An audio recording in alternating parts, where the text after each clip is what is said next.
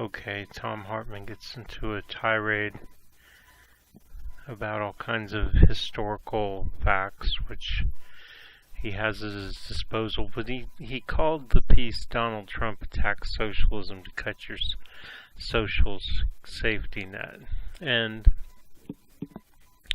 just the other day I was playing a game, and they had voice chat, which a lot of games, if you probably don't even know it, some people will, you can actually just talk to each other,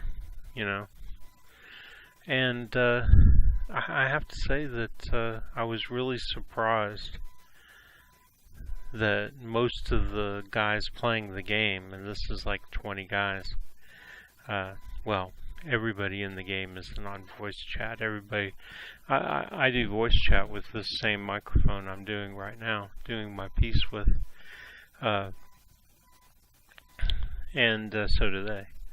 But they think that Bernie Sanders is a joke. They think that socialism is a joke.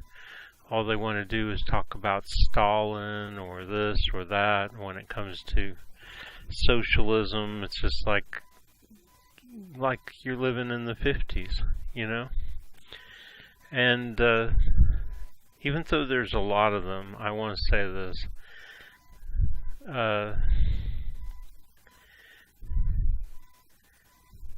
Their arguments don't work. They just don't work, because basically they're criticizing people like me for backing socialism or communism, whatever. But what am I? What am I? What makes me a communist, right? What makes me a socialist? I care about the fact that there's lots and lots of poor people. I see the suffering.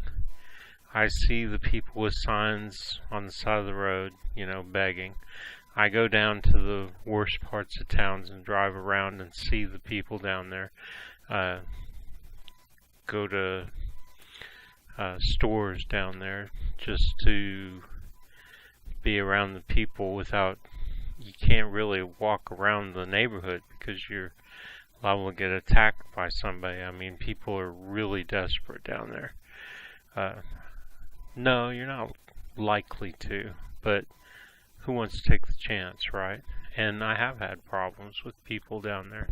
Just going from my car to the, like a little corner store to get a sandwich or something. I remember one time somebody came over and kicked the side of my car.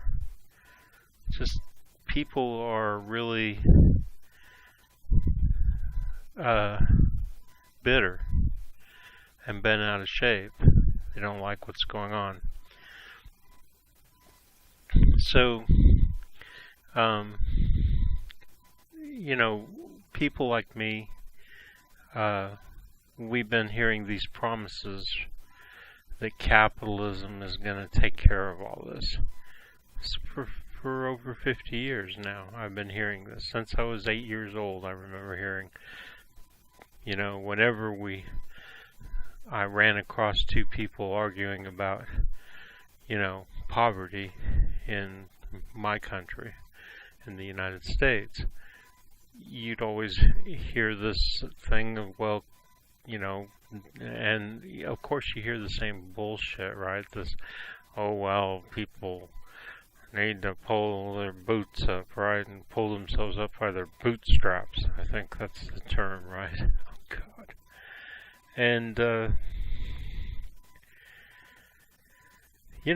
how long are we supposed to wait for this grand change to come across? What's it? You still have, even with zero unemployment or whatever they've got now, like they brag. Oh, that's one of the things that one of the guys said. He said, well, anybody can get a job now that Trump's in. I'm like, you're kidding, right?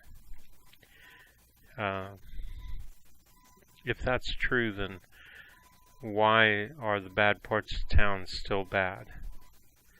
You know, if that's a solution to us, because to me, if, you know, the economy were really turned around, as they say, you know, they're talking about how the economy's so turned around, well, then there wouldn't be.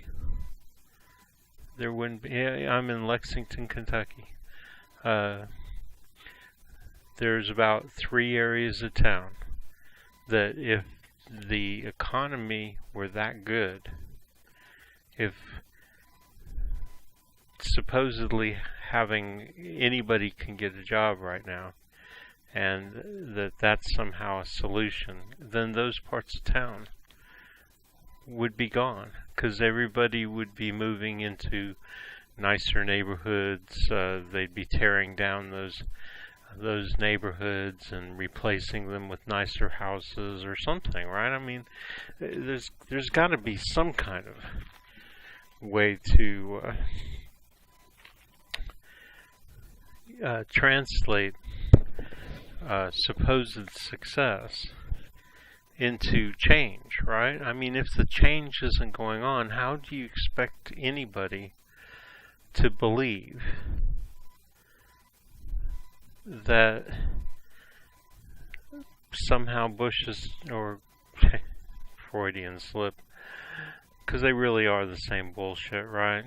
So Trump, or I'll call him what I like to call him, Ronnie Rump, because he'd really like us to all believe that they can turn him into something good, just like they pretend to turn Ronald Reagan into, oh, he was such a great man, such a greatest president of all time. By the way, I think Carter was one of the greatest presidents, and really maybe Eisenhower. They killed him too. I think they poisoned him. Or they just knew he'd die and put Nixon right behind him to get their man in. So anyway, my point is that, well, I have 2 points. One is that this bullshit that they say is not translating into reality, and therefore is not real. It's not real. It's just bullshit.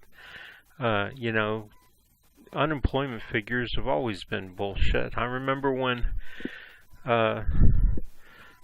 George Bush, supposedly, he got unemployment down to below 5%. And I happened to be driving, and Elaine Chao, who was the Secretary of Labor at the time, and I don't know, she might still be, but I was driving in between Lexington and Ashland, and I happened to stop to get some lunch in Moorhead. And I was sitting there eating and listening to my radio in my car, and the only thing I really could pick up was Moorhead University's radio station, and Elaine Chao happened to be giving a speech there, and she'd opened up the I mean, it's so funny that only I could end up on the side of the road somewhere listening to the radio and catch Elaine Chao be answering questions at Moorhead, right? Because here's what happens. So I know that 5%, below 5% unemployment is bullshit, right? And so too, I mean, in the middle of hillbilly country, you've got this school, and they're all a bunch of potheads, and they're all a bunch of liberals and hippies and shit, and you wouldn't know it, right? Except for the fact that they're called Moorhead University, and that's just kind of coincidence, right? Okay, so listen, so I'm sitting there listening, and there's all kinds of reasons why under the Office of Budget and Management the figures that they come out with are bullshit.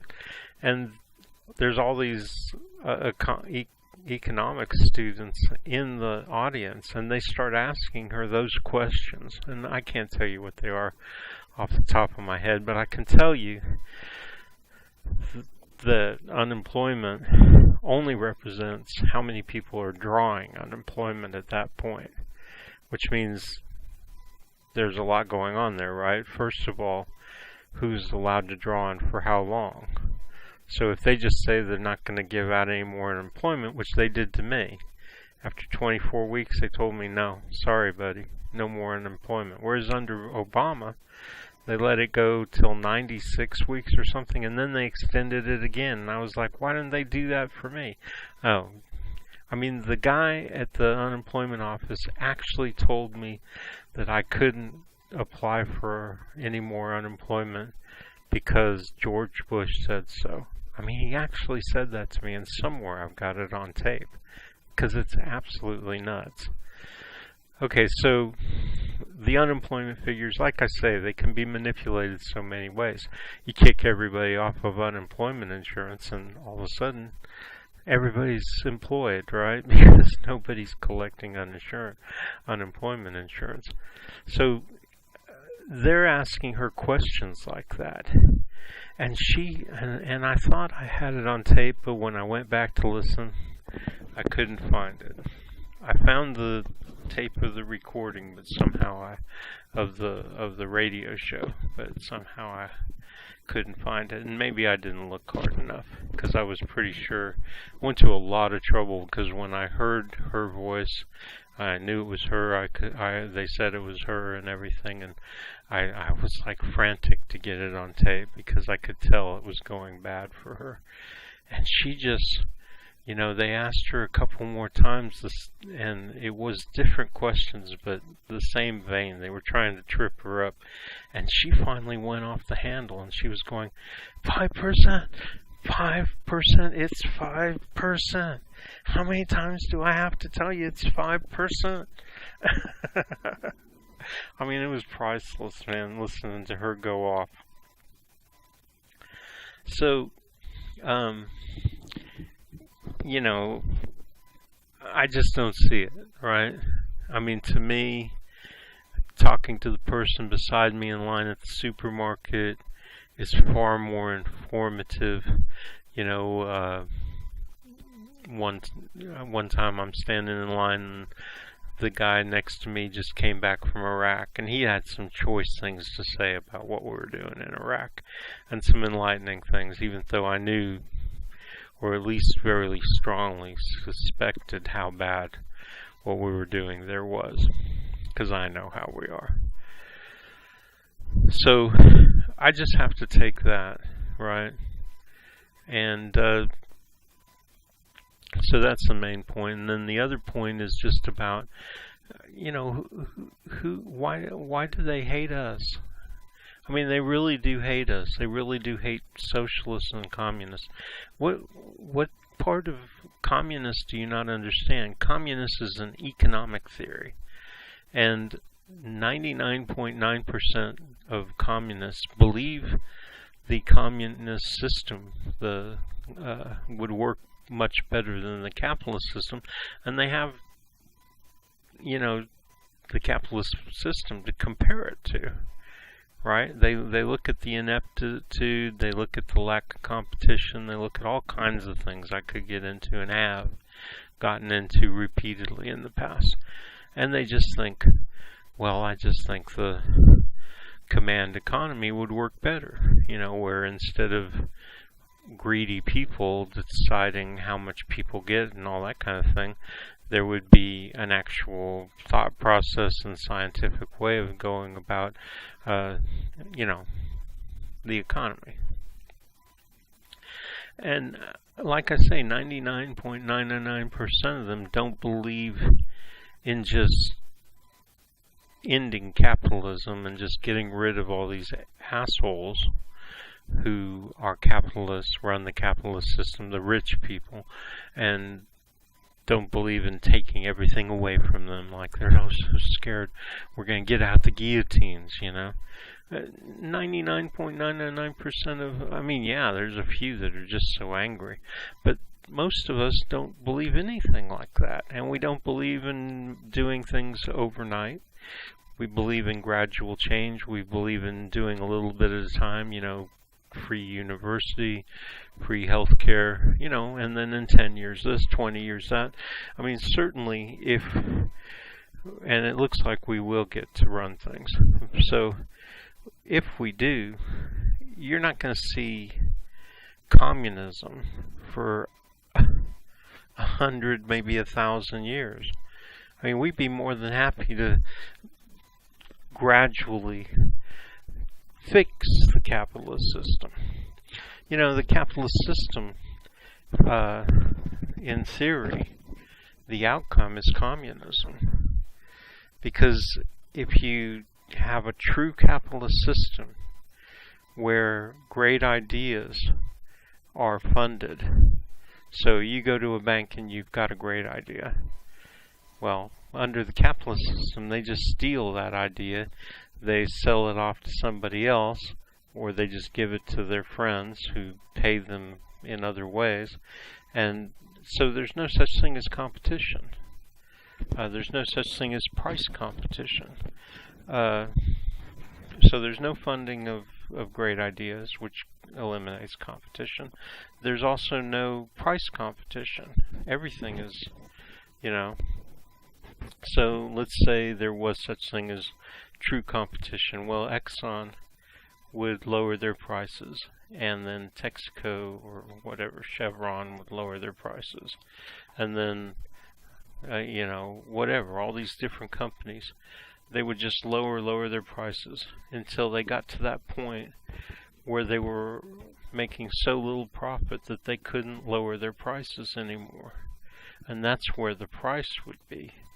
And you would never hear about $16 billion of profit last year. You'd hear about, oh, Exxon made 25 cents last year, because they were competing.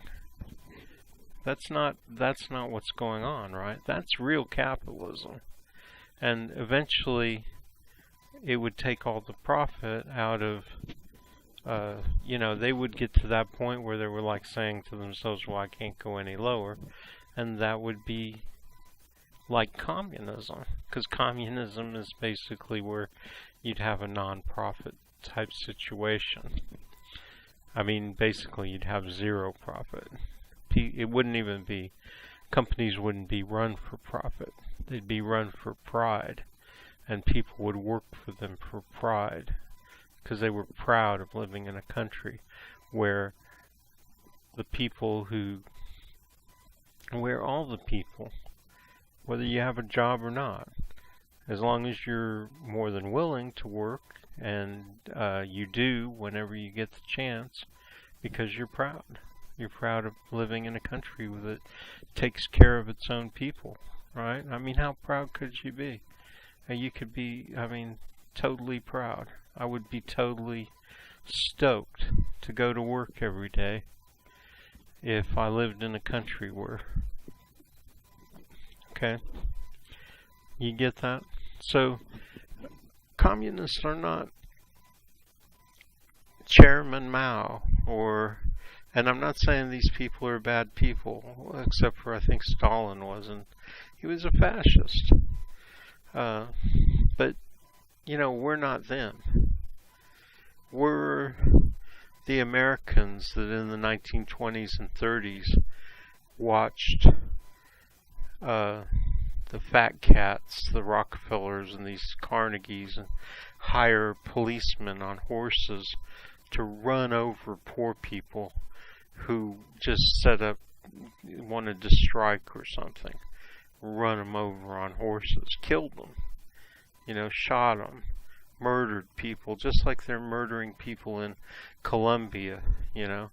They made a deal with the FARC and now they've killed over 2,000 of them.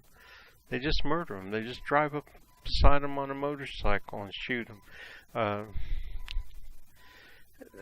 So, you know, we're the people who look at those things going on, the murder, the torture, everything, you know, and say, come on, man. I mean, come on. You know, can't we do something about all this?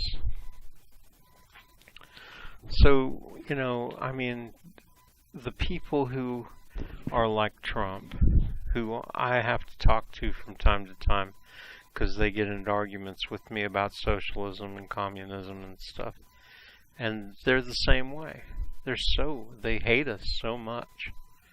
And, I have to say to them, why do you hate me? All that I care about is, ending this, all this oppression and this poverty and stuff. And they just, what they say. They just don't care. They think that we all deserve it. We're all assholes and we all are just trying to ruin everything for everybody else.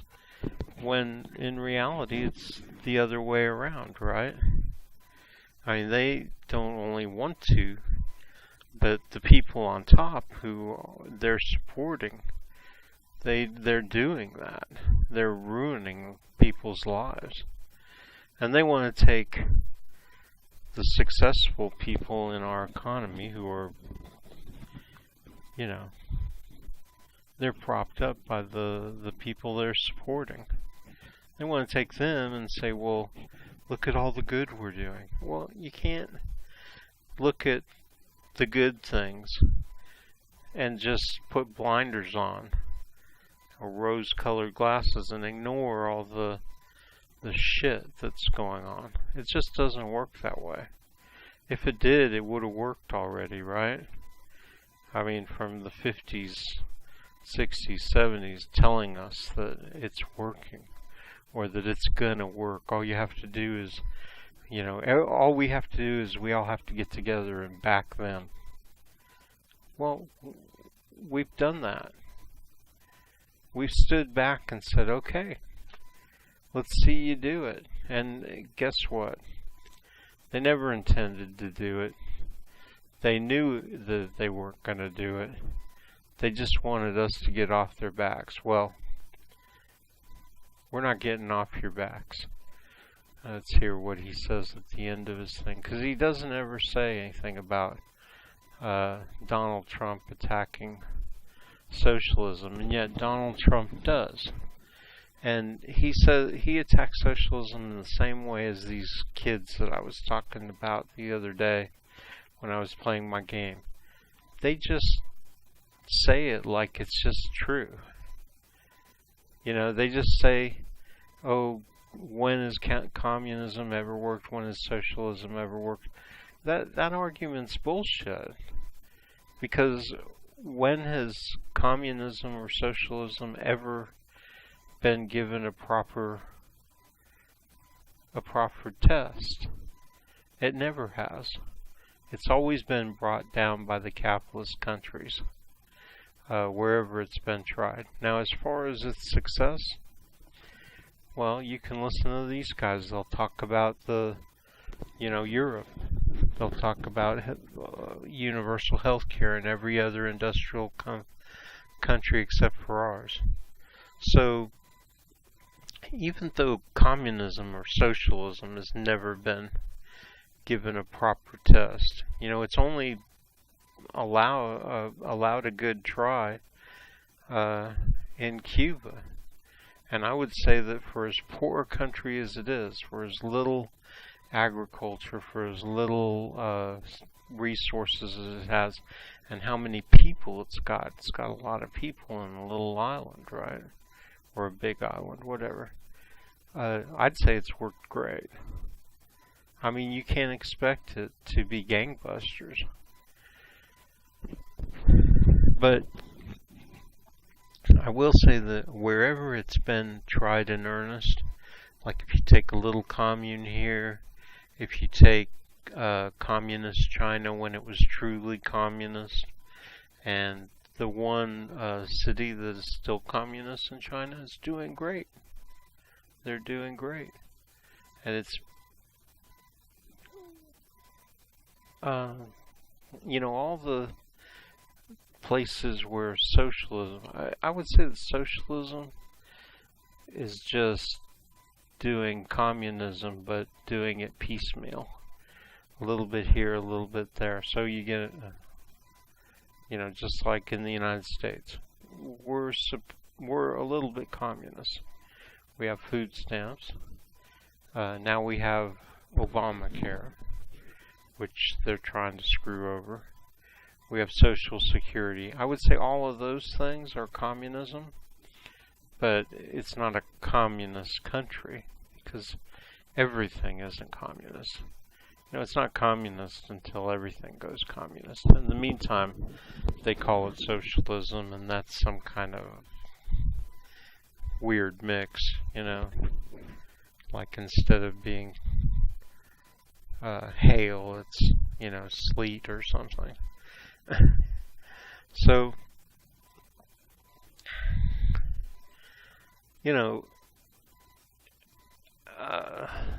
I think the main point I wanted to make was that America's changing.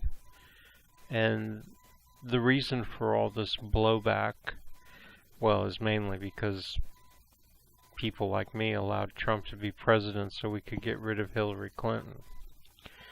And this is the consequence. But I would say that Bush or Trump, Ronnie Rump and his racist, homophobic, misogynistic, whatever, losers, because they are losers. They didn't really win. They just won by default. I'd say that what you're seeing now really is just blowback. They're just scared they're going to lose. They see the writing on the wall, right? And so they're giving it one last, it's like grasping for straws and taking a big breath before you go down for the last time. And I know that's hard to see right now with them playing this big game, propaganda and stuff, making themselves look good. But it's true. It's true. And the flip side of that coin is that progressives are becoming, and their message is becoming much more accepted by the people. And the idea of communism and socialism, most of the country used to hate anything, better dead than red, all that crap. Now, I'd say at least 50% of the country is like, wait a minute, why are you so upset with these people? Why are you so upset with communists and socialists, like Bernie Sanders or whatever? And I think that that's a trend that went from like 0 back in 2000 or so to like now where it's at least 50%, and the trend is the trend. It's not going to stop. It's going to continue. It'll be 70, 80, 90%, and all of America will be like, why are you guys picking on these people when all they want to do is end poverty in the country? And they claim that they can do it without, guillotines. How can America not notice that? That we're not some kinds of fascists. In fact, they're the fascists, aren't they? That's pretty obvious. Well, I'll listen to the tail end of this because I went through the whole thing, and to be honest, bored me to death. But I love Thom Hartmann, and it's good information, but it's like sitting through one of my economics classes. But here, we'll listen to the tail end, because he just kind of covers the whole thing over again. That a little later. That's kind of common knowledge. That's what the media will talk about. But what they're not talking about is this 50-year-long Republican plan.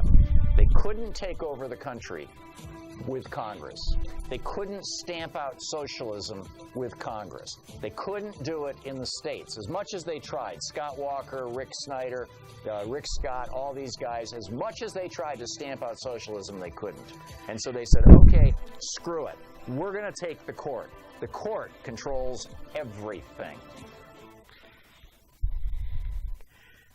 Okay, so he Yeah, he talked about the Supreme Court and about how, and I don't know how he got this title out of it, but anyway. Because I thought the title was much more interesting than him talking about them taking over the Supreme Court. I mean, what's there to say about the Supreme Court? Yeah, they're trying to take it over. What can they do with it? Nothing. Because the Congress will still, not to be punny, but they'll trump the, they'll just come down on the court. And plus, the Supreme Court can't seem to, they can't enforce anything without the President and the Congress. The enforcement agencies, the Department of Justice, the FBI, all these different things, they're going to do whatever Congress and the people want, right? It's just bound to happen. So, like, let's say that they have United, right? So that these guys can pour money into races. Okay. But if we take over the Congress in 2018 and the presidency in 2020 and even more in the meantime, there's other races, and we just take over everything, we'll pass laws, and the Supreme Court will have to enforce them. And if they don't, you'll see the people demand that the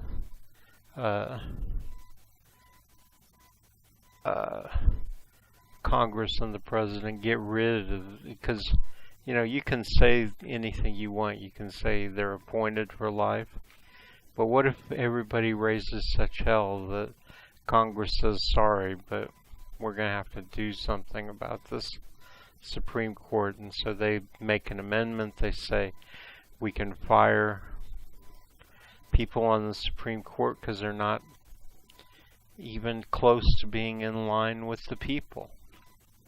And then they go through the appointment process again and get somebody who, won't rule against abortion and won't rule against, or will, because Congress is going to get its way, and the President and Congress together, which is what we'll have, progressives will be running this country in the next 5 to 10 years. I just guarantee you that. It's obvious when you look at Ocasio and all these progressives who are getting in.